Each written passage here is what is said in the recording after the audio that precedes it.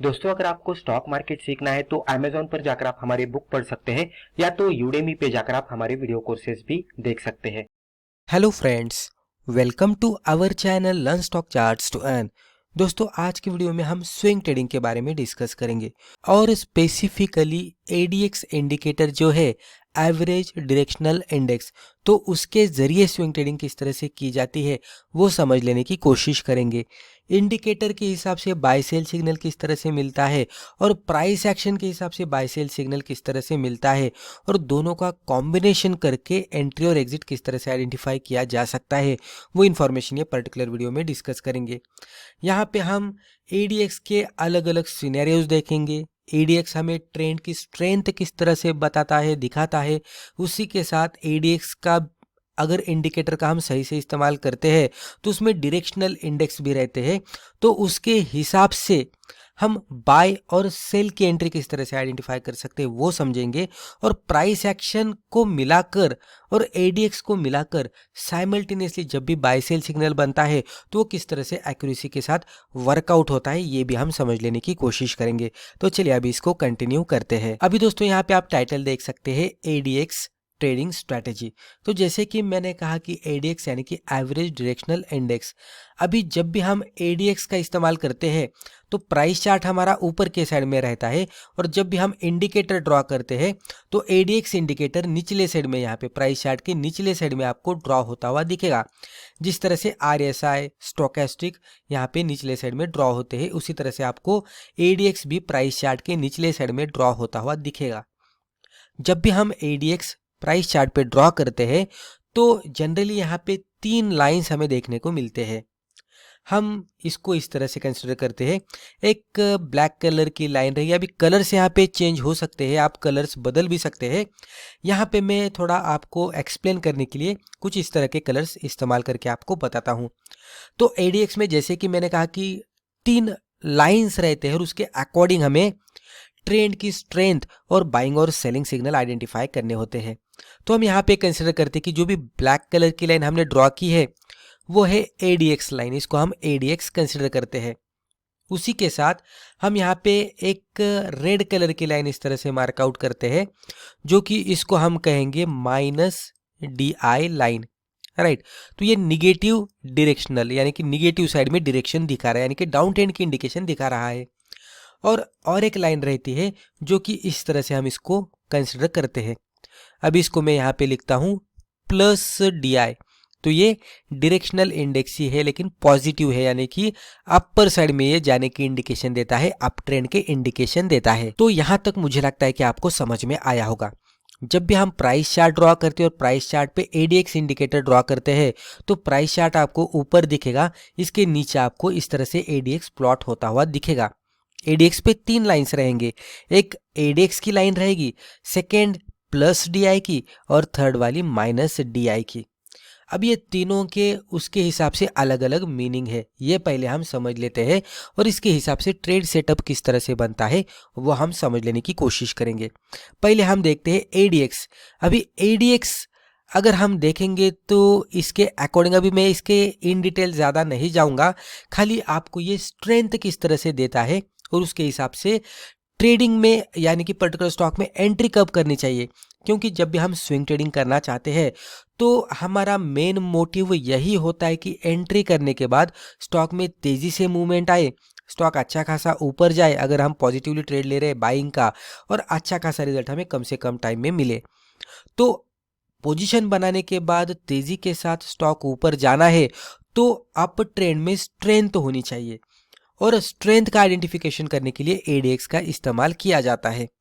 अभी according to indicator अगर ADX की जो भी वैल्यू है वो अगर मान लीजिए कि 20 या तो अबाउट 25 है तो इस तरह से कंसिडर किया जाता है कि ये पर्टिकुलर ट्रेंड में स्ट्रेंथ है। अभी ट्रेंड कौन सा है पता नहीं, ये ट्रेंड अप ट्रेंड भी हो सकता है, डाउन ट्रेंड भी हो सकता है।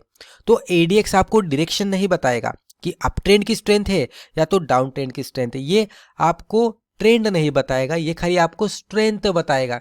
जो भी ट्रेंड चल रहा है उसकी स्ट्रेंथ अगर अबाउट 20 या तो अबाउट 25 है तो जो भी डायरेक्शन में स्टॉक जा रहा है वो स्ट्रेंथ में जा रहा है।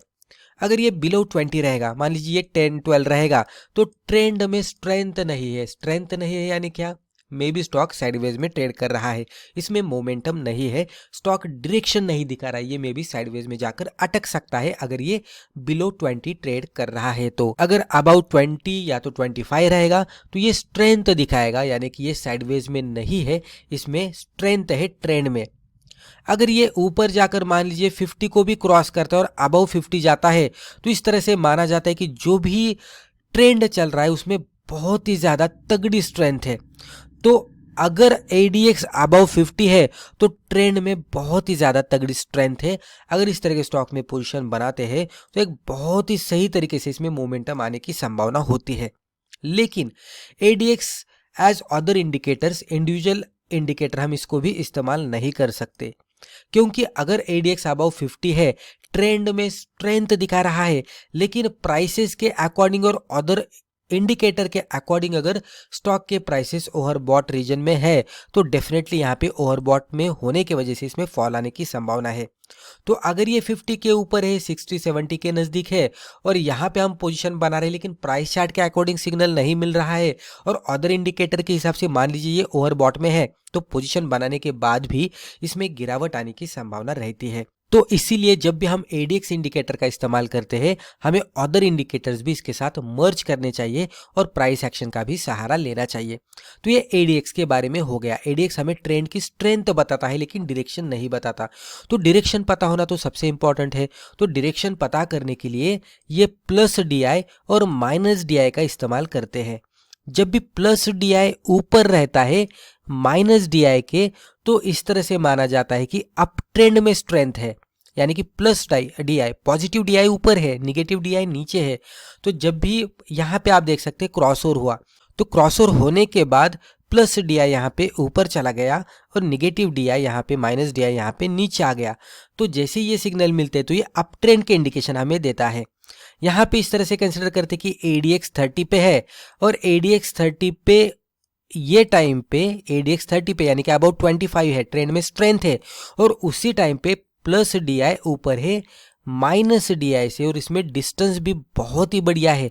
तो ये इंडिकेट कर रहा है कि अप ट्रेंड में बहुत ही तगड़ी स्ट्रेंथ है और इसमें अगर हम सही लेवल पे एंट्री करेंगे तो एक बहुत ही बढ़िया प्रॉफिट मिलने की संभावना रहती है। इसलिए जैसे कि मैंने कहा कि एंट्री और एग्जिट तो हमें प्राइस चार्ट को देखकर ही करनी है, लेकिन ट्रेंड की स्ट्रेंथ आइडेंटिफाई करने के लिए ADX का इस्तेमाल करना है।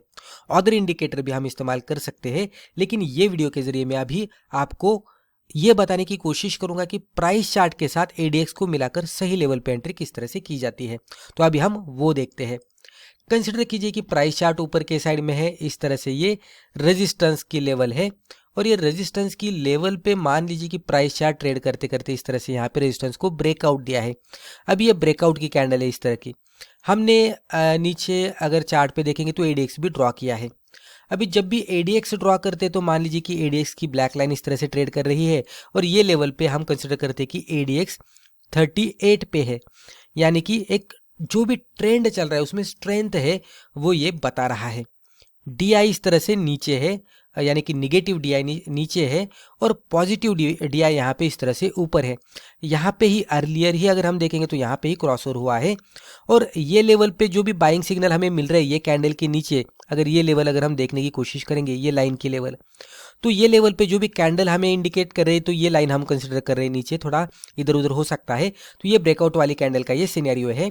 ब्रेकआउट वाले कैंडल पे ADX 38 पे दिख रहा है। प्लस DI देखेंगे तो माइनस DI से ऊपर है, दोनों में डिस्टेंस भी बहुत ही बढ़िया है। प्राइस चार्ट पे DI ने तो बता दिया, DI पॉजिटिव DI ऊपर है यानी कि अप ट्रेंड है। ADX 38 पे है यानी कि ये इसने भी हमें बता दिया कि ट्रेंड में स्ट्रेंथ है और प्राइस चार्ट के हिसाब से जब भी हमने देखा तो प्राइस चार्ट पे ब्रेकआउट मिला है। तो इस तरह से प्राइस एक्शन को भी हमें मर्ज करना है। अब ये ब्रेकआउट इस तरह से बन सकता है, इसके पीछे इस तरह का सिनेरियो रहेगा, राइट। तो ये अगर हम देखेंगे तो ये कप एंड हैंडल जैसा पैटर्न रहेगा, जहाँ पे ये कप बना, ये हैंडल बना और ये ब्रेकआउट हुआ। तो ये भी सिचुएशन बन सकती है। प्राइस पैटर्न को भी हम इसके साथ मिला सकते हैं। तो ADX के अकॉर्डिंग स्ट्रॉन्ग अपसाइड में ट्रेंड है, अप ट्रेंड है। प्राइस चार्ट के हिसाब से कप एंड हैंडल पैटर्न को ब्रेकआउट मिला है। अच्छी खासी बुलिश कैंडलस्टिक भी बनी है तो उसके बाद ये कैंडल के हाई के ऊपर जाने के बाद एंट्री, लो के नीचे स्टॉप लॉस, और सिंपली ये पैटर्न के हिसाब से टारगेट कैलकुलेट करना है तो ये कब की हाइट कैलकुलेट करनी है और ब्रेकआउट लेवल से ऊपर ऐड करेंगे तो टारगेट मिल जाएगा, या तो सिंपली 1:2 का टारगेट कैलकुलेट कीजिएगा, आपका टारगेट रहेगा। तो इस तरह से एडीएक्स को प्राइस एक्शन के साथ मिलाकर हम एक बढ़िया सा ट्रेड सेटअप बनाकर एक बढ़िया सा ट्रेड ले सकते हैं।